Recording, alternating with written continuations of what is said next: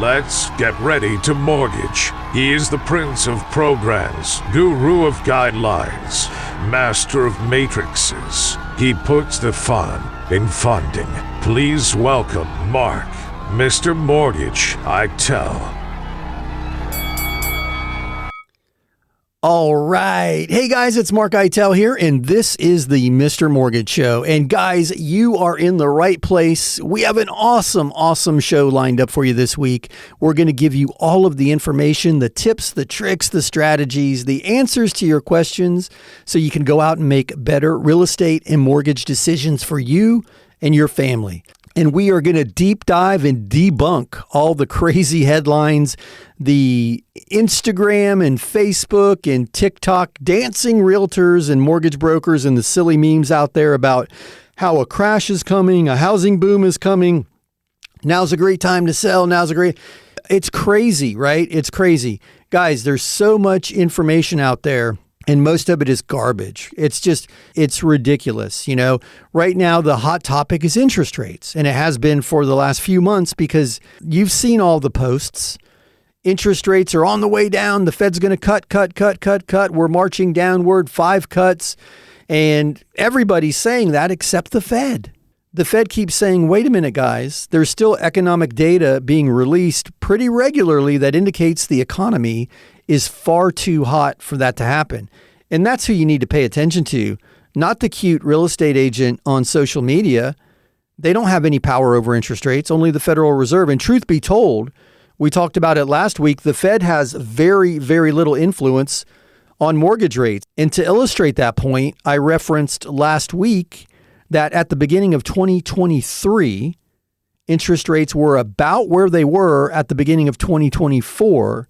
Yet at the beginning of 2023, the Fed funds rate was 1 full percentage point lower. So if you think the Fed rate directly influences mortgage rates, that alone right there indicates that's not the case. So guys, the Fed has said on more than one occasion and reinforced that this week, they do not anticipate cutting rates anytime soon and not at the pace that everybody is shouting from the rooftop that it's going to happen. And guys, if you're waiting on interest rate to make a decision, you're kidding yourself. You're not ready to make a decision because whether rates are 6 or 6.5 or 6.875, the fundamentals of your purchase decision shouldn't change. Maybe the property changes a little bit, but the fundamentals of the decision shouldn't change. Rate alone is not the most important number in the transaction, and we say it all the time. If you're waiting on rate, you're not going to do anything anyway. You're kidding yourself. You might as well renew your lease. Rate's not the only reason, and rarely is it the right reason to make a move because you're just trying to capitalize on a moment in time, and you're not doing it fundamentally for the right reason. So anyway, we can talk about that again this week if you have questions. We went over that last week in length. So I did want to touch on that though, because rate seems to be the question of the day. And the answer to the question, are interest rates going up or are they going down? The answer is yes. Guys, think about being at the beach and you've got your chair in the sand and you've got your toes in the sand and you're sipping on the cold drink and you're looking out at the water and all of a sudden your feet get wet. And you're like, oh, wait a minute. Is the tide coming up? Should I move my chair? You look down and you can tell by the line in the sand where it's wet that the water is moved up right to the edge of your chair. And you're thinking, uh-oh, here we go. Rates are going up. I better move my chair. And then the next wave comes up, not quite as far, doesn't really get your toes wet, and then recedes a little bit farther than the previous wave. And the wave after that does the same thing. So as the tide is going out, waves still come up and go back and up and back. And that's what interest rates do. As they trend upward, they go up and down in that cycle, stair-stepping up or stair-stepping down. And if you're trying to wait until that plateaus on one side of the stairs or the other, you're going to miss all of the opportunity. So think about it that way. You know, I was trying to come up with an analogy. I use the beach a lot because I was born and raised in Florida, blessed to spend a lot of time on the beach as a kid. And some of my fondest childhood memories are on the beach. So I always like to use that one. But think about a crock pot, guys. Simplify your approach. This isn't, Iron Chef and Gordon Ramsay isn't looking. None of us have any business cooking with more than a crock pot unless we have a ton of free time. Everybody's busy. They don't have the time to watch every single wave. And that's the beauty of the crock pot. You put everything in there, you set it, you go to work, you forget it. You come home, there's a beautiful meal there. The alternative to that is, a dish in the oven, 3 or 4 pans on the stove top. You got a saucepan in the back corner boiling over. You're trying to watch everything. Meanwhile, nothing is done to the correct temperature or comes out at the right time. And you want to know how I know that? I cooked Thanksgiving dinner in my household last year. I pounded my chest. I was going to do it. I can do it. And a local restaurant provides a meal kit for Thanksgiving. And I thought, this is great. All I have to do is heat the stuff up. Well, yes and no. It's all uncooked, but portioned correctly, ready to be potted and cooked. And there were 6 items to be prepared. Well, that's 6 items at different temperatures that have a different cook time before they were ready to go. And I thought I was just going to pull all of this out of the box and put it in the oven and warm it up. And suddenly I realized, oh my gosh, I got myself in a little bit over my head. So I worked backwards. Hey Siri, set an alarm for 20 minutes. Hey Siri, set an alarm for 45 minutes. And I started the turkey at this time and the stuffing at that time. And yeah, it was perfect. Everything came out on time. But my God, what a major pain in the backside. And the kitchen looked like the Tasmanian devil had just rolled through it because I was not prepared. Again, not Hell's Kitchen, not Gordon Ramsay. I'm a crockpot guy. That's why 401ks and IRAs and pension plans make more sense for more people than day trading because 1, they don't know what they're looking at when they're looking at fundamental triggers, and 2, they don't have the time to do it. So the whole set it and forget it, right? The crock pot. Buy a property that you can afford, that meets your family's needs, that you're going to be proud to raise your family in. Make the payment every month, and over time you're going to build equity. That's what we need to get back to. There's too many people on social media selling you courses on how to get rich in real estate.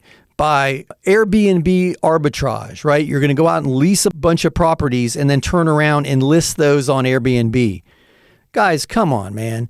If these people were really getting rich doing this, do you think they would take the time to create a course and sell you a course for $397 on how to do what's made them a millionaire? No, they'd keep doing what makes them millions of dollars. So set it and forget it.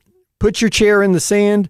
Dig your toes in the sand, feel the nice cool water, the warm sun on your face, have a cold drink, watch the kids play in the surf, and life will be much simpler. And over time, you're going to build equity in your property. Now, if you're a real estate investor and you want to talk about cap rate and return on cash and cash on cash, we can dig into all of that. But the vast majority of people need a crock pot, not 10 pans and 6 timers and an assistant chef and a sous chef in the kitchen to help them prepare dinner. Sometimes I even make myself laugh. I just envision myself making such a mess in the kitchen trying to prepare that Thanksgiving meal. Anyway, guys, you hear the music. You know what that means. That is my cue. We'll be back in a few. Sit tight on the other side of this very short break. We'll be back with more of the Mr. Mortgage Show. So you think interest rates have gotten too high to refi? Well, not so fast. There are several reasons people refinance. Sure, lowering your interest rate is one, but there's debt consolidation, home improvement, unexpected medical expenses, pulling out some equity to go buy an investment property. Heck, I even know of one guy who refinanced his house so he could buy his mistress a condo. But let's jump back to debt consolidation for a minute. I'm working with a client right now. His name is Ben. He's going to refinance his house, pay off a host of credit cards, and 2 truck payments. And yes, his mortgage interest rate is going to go up, but his monthly expenses are going to go down significantly. Guys, if you've got questions, check us out at MrMortgageRadio.com. That's MrMortgageRadio.com. My name is Mark Eitel, NMLS 1929005. Check us out at MrMortgageRadio.com. Welcome back to the Mr. Mortgage Show. Call us now at 855-462-7292. All right, we are back. My name is Mark Eitel, and you are listening to the Mr. Mortgage Show. And friends, we appreciate you spending a bit of your day with us. If you have questions or comments along the way, please call or text 855-462-7292. That's 855-462-7292. That's 855-462-7292. That is the Anytime Hotline.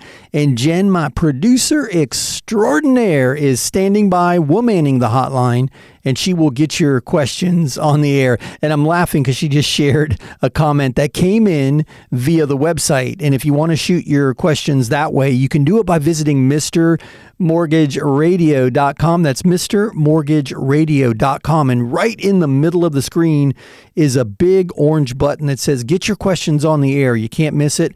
Click that button, follow the instructions, and Jen will read your questions on the air. Someone shot a comment over via the web portal and said that I'm a bit of a mansplainer with the Thanksgiving dinner analogy. Guys, I don't mean to be. I've been this way my whole life. I think in very visual pictures, and I try to translate that thought into a word so you see what I'm thinking. And Jen's been with me long enough to know that it has very little to do with man or woman and more to do with how I think. So thank you for bearing with me. I hope that makes sense, guys. Just don't overcomplicate things, because you still need to go home every night and raise your family in a home, whether you rent that home or you own that home. And either one could be the right decision for you. You just need to evaluate it based on the correct fundamentals, because sometimes, as we talked about it last week, renting is the right way to go. Over time, if you can buy, you'll definitely want the opportunity to build equity, because, man, equity makes a difference. There are a lot of people sitting at home right now feeling pretty darn good about their future because they have $200,000, $300,000, $400,000 in equity and a 3% interest rate. They were in the position to take advantage of an opportunity, but they had previously put themselves in that position. Again, not always right for everybody. So we like to talk about the core fundamental principles to make your decision based on. But hey, with all of that out of the way, I want to dive right into your questions. They are my favorite part of the show. So I'm going to throw it over to Jen and let's get some questions on the air. Hey, Jen, are you ready to go over there? Valerie sent us this. I'm trying to buy a house with my fiancé. He makes good money, but doesn't have a credit score.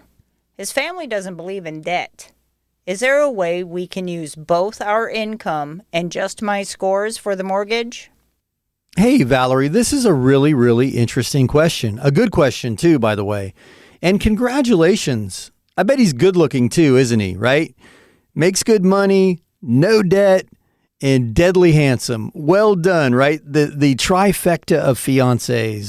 The good news is there's a very, very simple workaround for this, because the reality is just about any loan program that you're going to actually want to use from a down payment and interest rate standpoint is going to require that you both have credit scores if you're going to use both your incomes. So, and we get that question a lot. If one person has a low score, can we use the better of the two scores in both incomes? We use the lower. We use the lower of the two borrowers' middle score, because everybody has 3 credit scores and both incomes. So in this case, we're going to need him to have a credit score. Now, as I mentioned, there are a couple of very easy workarounds. One is he could go down to the bank. He could apply for a secured credit card and wait a few months for it to post, and he'll start to get a credit score that way.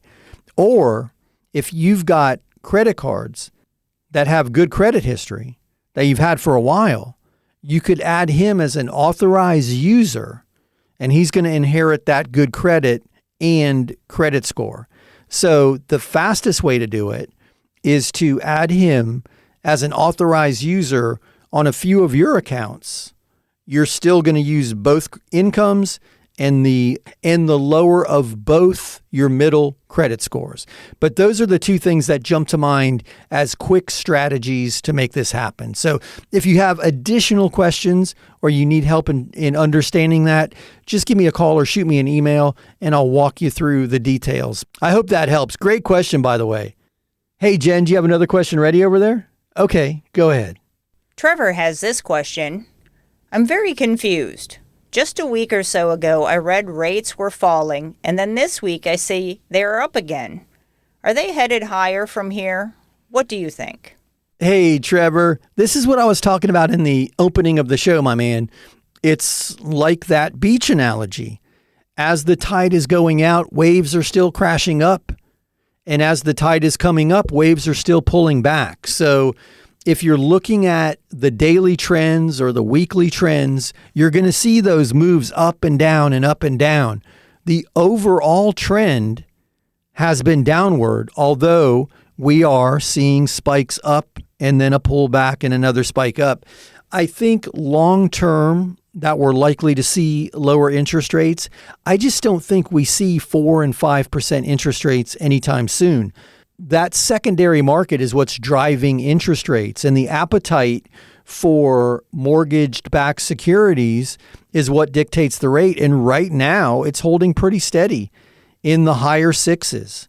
And there might be days that it pulls back to the mid sixes. And then as we saw early this week, there may be days that it bumps up over 7. That's why, again, if you're looking solely at rate, you're looking at the wrong fundamental in that big equation, right? We talked about it. Set it and forget it, cook in the crock pot. And if you missed the opening segment of the show, wait until tomorrow and you can check it out at Mr. Mortgage Radio as the podcast episode, because too many people are hung up on fundamentals that A, don't really matter in the grand scheme of things, and B, we don't really understand as everyday consumers and everyday mortgage borrowers. And I don't mean that to be derogatory by any means, because a rate Monday can be 7 and a rate Thursday can be 6.75. Yes, it is definitely better to lock on Thursday, but the fundamentals of that transaction didn't change based on that interest. And if they did, you're dancing way too close to the edge anyway, because what's going to happen next year when your taxes go up? What's going to happen next year when your insurance goes up? And everybody is dealing with insurance now. So great question, my man. I wish I had a crystal ball. I really do. I think we stay in the 6% channel for quite some time. I don't see this rapid descent down into the low 5s anytime soon. And I've been the dissenting voice for the last 3 years, and it's served me well. I hope I'm wrong, guys. I hope I'm wrong, because cheaper money is better for everybody in my industry. But the reality is, I think we need to base the decisions of today based on the data of today and not the TikTok predictions of tomorrow. So great question, though. I appreciate it. And you are not alone in your frustrations or confusion, because I'm having this conversation almost every day with people. It's super confusing. You've got the TikTokers and the CNBCers and everybody in between. So I hope that helped, though. Hey, guys, you hear the music? You know what that means? That's my cue. We'll be back in a few. Sit tight on the other side of this very short break. We'll be back with more of the Mr. Mortgage Show.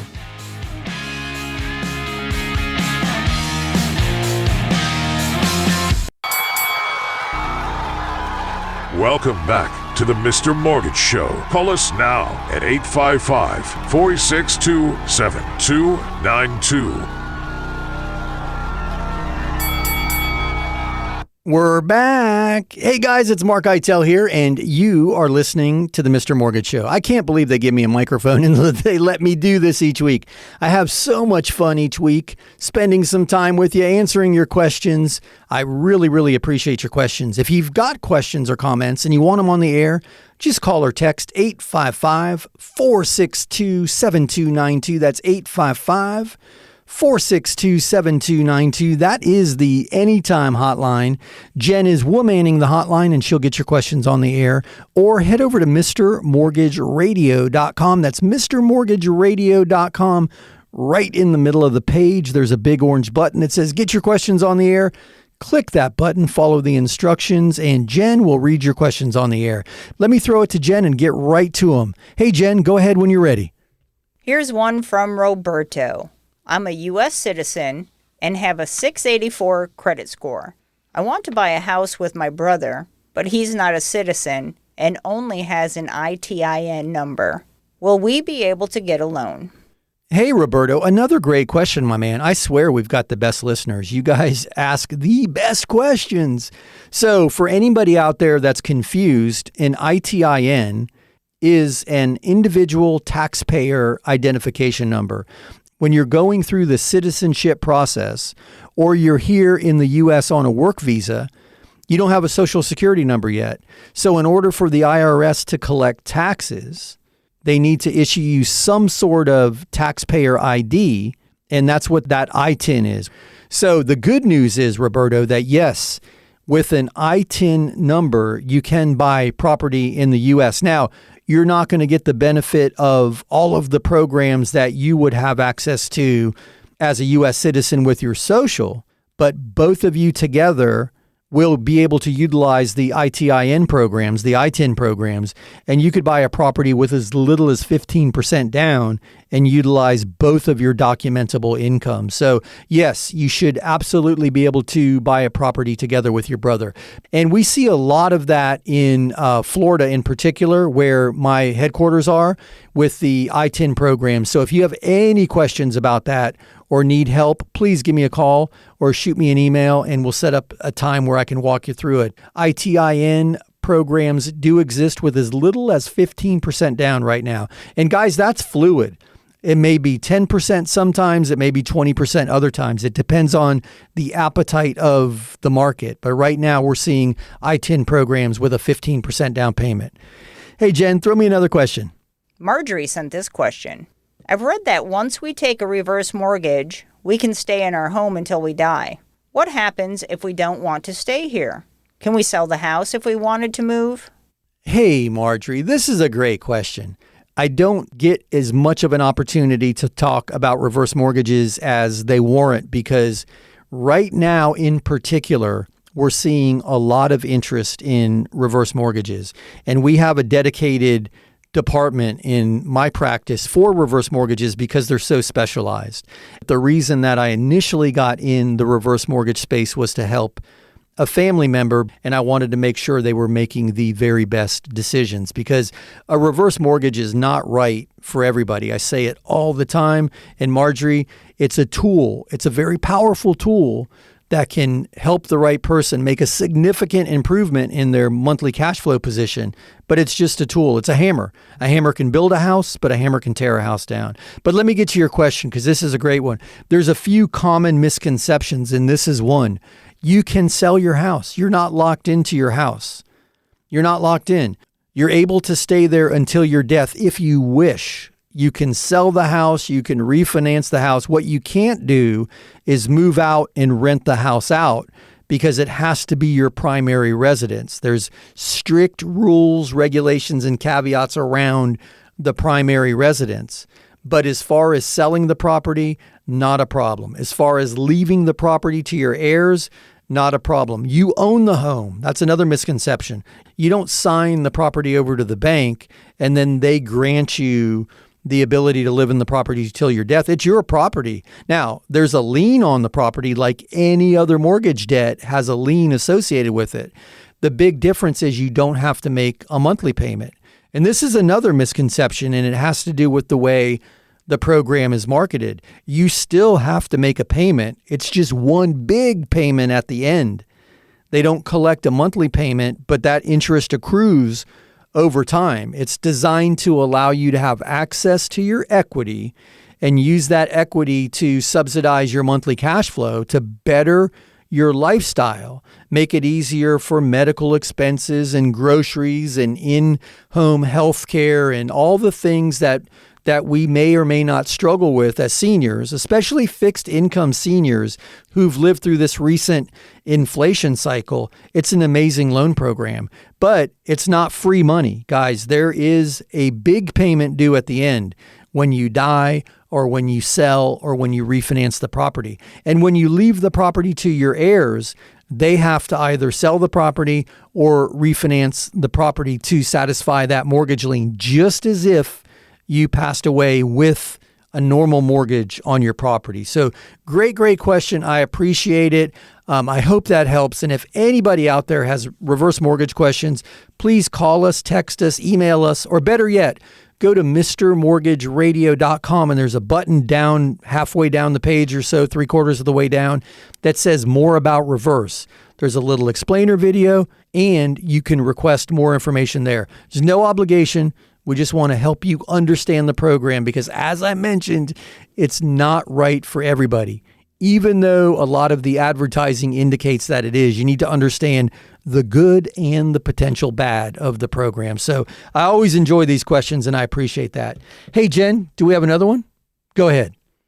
Ryan emailed this one. During COVID, I had 2 late mortgage payments. I didn't file for the moratorium, and I did catch them up. It's been almost 3 years since this happened. Will this prevent me from getting a new mortgage? Hey, Ryan, another good question, my man. I appreciate this one. So with 2 mortgage lates more than 24 months ago, you'll be fine. And congratulations on getting them caught up and not going through the moratorium. Not that I have any judgment against people who went through and used the eviction moratorium and the foreclosure moratorium. I get it. There were a lot of people who suffered, but there were also a lot of people who rode that gravy train. So yeah, congrats for getting that squared away, and enough time has elapsed that you will likely be fine with a variety of loan programs. I hope that helps. We get that one a lot. There are questions regarding how recently after foreclosure, how recently after bankruptcy, how recently after late payments, either credit cards, cars, or mortgages. And obviously mortgage payments weigh the heaviest out of those 3: car payments, credit cards, and mortgage payments. But the good news is the more time that's expired since the event and now, and you've reestablished. And the good news is that COVID is a very, very valid reason for having late mortgage payments, car payments, or credit card payments. The entire world's income was interrupted during that. Can you believe that that was what? COVID-19. That's 5 years ago or 4 years ago, really, since the teeth sunk in. I can't believe how much time passed because I still go to the hardware store and try to buy something and they tell me, well, it's shipping delays because of COVID. I'm thinking, how long are we going to use this COVID excuse? But it's hard to believe that that was well over 4 years ago. But Ryan, my man, that's a great question and you are in the clear. And if you need help with that or additional info, you know how to reach us. But hey guys, Jen is playing our song. You hear the music? You know what that means? That is my cue. We'll be back in a few. Sit tight on the other side of this very short break. We'll be back with more of the Mr. Mortgage Show.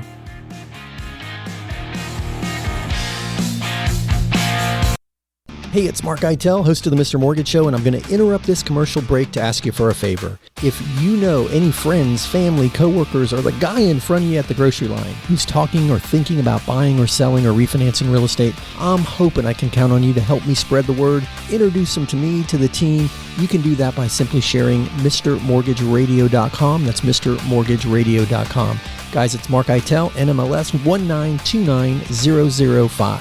Now, back to the commercials.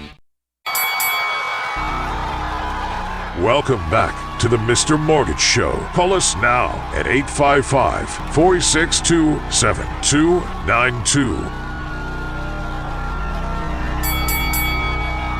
All right, we are back. My name is Mark Eitel, and you are listening to the Mr. Mortgage Show. And you heard the man. The anytime hotline is 855-462-7292. That's 855-462-7292. You can call or text your questions to that number.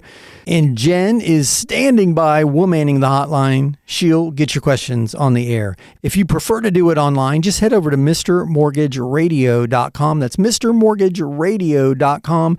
And right in the middle of the page is a big orange button right under my ugly mug. It says, get your questions on the air. If you click that button, follow the instructions. Jen will read your questions on the air. But speaking of Jen reading questions, let's throw it her way. Julia has this question. I'm confused. I keep seeing a new loan for only 5% to buy a quadruplex. But when I do a Google search, it looks like they all require 20% down. What am I missing? You're missing nothing other than you're being influenced by confusing and misleading social media posts. We talked about this a few weeks ago because this one's been driving me nuts. Back in November, Fannie Mae and Freddie Mac, which are the two government GSEs, which they set the rules, if you will, for quote unquote conventional loans. They changed the guidelines on 1 to 4 unit properties, requiring as little as 5% down payment. Now, they're following in the footsteps of FHA, which has done this with as little as 3.5% down. And you're saying, wait, Mark, but FHA is only for people who are going to live in the house. Well, so is this loan program.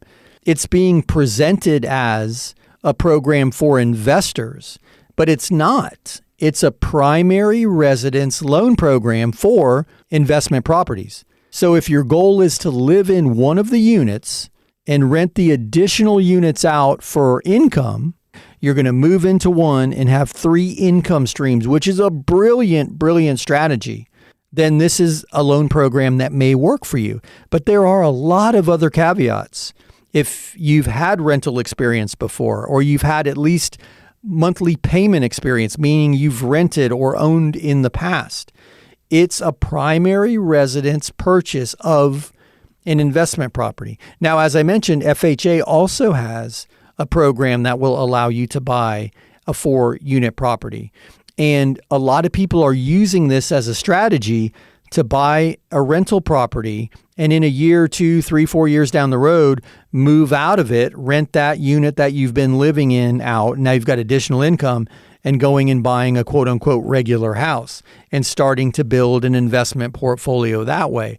But it's not that suddenly you can become a real estate investor with as little as 5% down. You can if you're buying it as your primary residence. So if you're Googling 4-unit mortgage requirements, I don't know what you're Googling, but it sounds like that's what you're looking at when you're doing the research. You're going to see 15, 20, 25% down programs. The good news is there are the landlord loan programs that we have, right? We talk about the landlord loan all the time with as little as 15% down. But that primary residence program is FHA 3.5%. Or conventional 5%. So I hope that helps. You are not missing anything. Hey, Jen, throw me another one. Monica sent this. I got stuck with a bunch of debt in my divorce. I'm not complaining. I'd rather have the debt than my ex.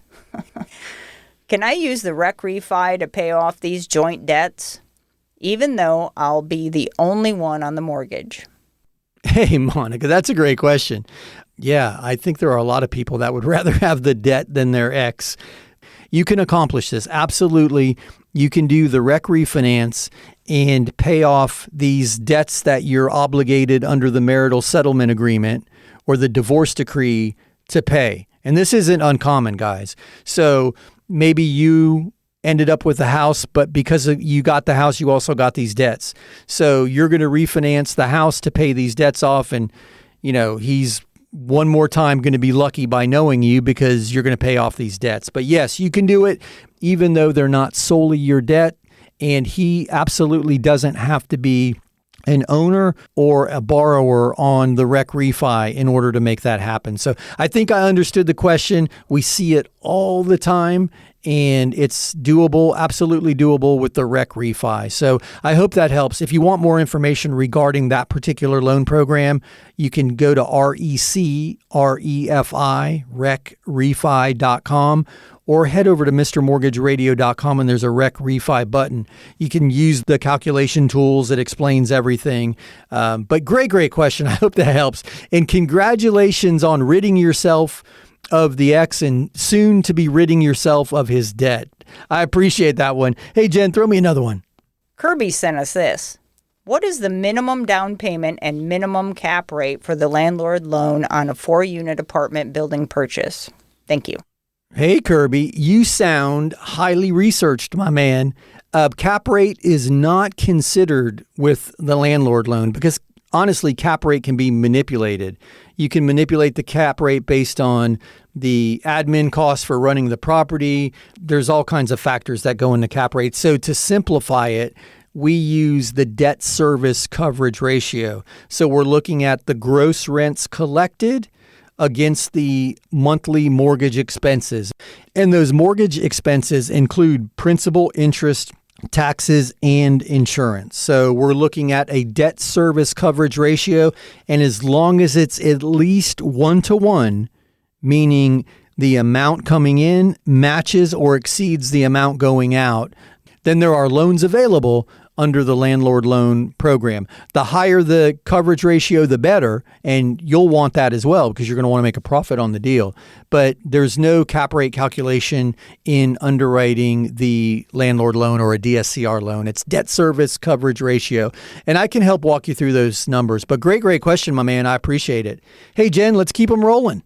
This one is from Cheryl. This is an insurance question. My policy just jumped and I can't find a cheaper quote. I know you've said our bank requires a minimum amount of coverage. We've checked and we can't lower it. But what if we increase our deductible? Will that work? Hey, Cheryl, no, it's not going to work. And let me tell you why. Here's the challenge with your strategy. And I love that you're thinking outside the box. And I want to cover a few fundamentals. So you mentioned that you're aware that the lender requires the loan amount or the full replacement cost of the property be your coverage amount, whichever is less. So if you owe less than it costs to replace it, no problem. You can lower your coverage, and oftentimes that will save in the premium. Now, you may be underinsured, but you're meeting the requirement of the lender. And if your goal is simply the monthly payment, a lot of people go that route. I don't like the fact that people are underinsured, but I see people do that. The other thing that they think about is, wait a minute, what if I just jack my deductibles way up? That's got to reduce my premiums, right? And it does, because the risk is less to the insurer. Because if you've got a $2,500 deductible, or you've got a $25,000 deductible, that's a huge difference on a $100,000 claim. So suddenly the insurance company's risk goes down, but the mortgage company's risk goes up, because on that $100,000 claim, there's only $75,000 worth of coverage. So there are maximum deductibles that are allowed by the loan programs, and they vary. You can't exceed a certain deductible and still meet the requirements of your lender. And guys, if your insurance doesn't meet the requirements of your lender, you risk being force placed. And if you think policy premiums jumping on the open market are scary, force placed insurance can be super, super expensive. And force placed simply means the lender chooses the insurance company. They often own an insurance company or have a subsidiary, and boom, now you've got a very, very expensive policy. So you want to avoid being force placed at all costs. So this is a great question, and I really feel for people. Listen, in my household, we're going through our third significant premium increase in just 5 years. And this was the first one that I was unable to beat by shopping it. So we're just grinning and bearing it and having to subsidize our escrow account. So great question. We're getting a lot of it, and I'm not sure what the outcome is going to be, but insurance definitely needs to be on everybody's radar. And that's what I mean when I'm talking about the fundamental core things to focus on, and make sure you've got enough buffer built into the payment to absorb those increases. Hey guys, you hear the music? You know what that means? We have wrapped up another week here at the Mr. Mortgage Show. Man, when you give me a mic and let me go, an hour flies by. I hope you guys had as much fun as we did. If you want to join us next week, we will be back right here. Same time, same station. If you need us when we're not on the air, check us out at MrMortgageRadio.com. That's MrMortgageRadio.com. One more time for the guy way in the back trying to write it down. MrMortgageRadio.com. All right, guys, have an amazing week. We'll see you next time right here. Same time, same station.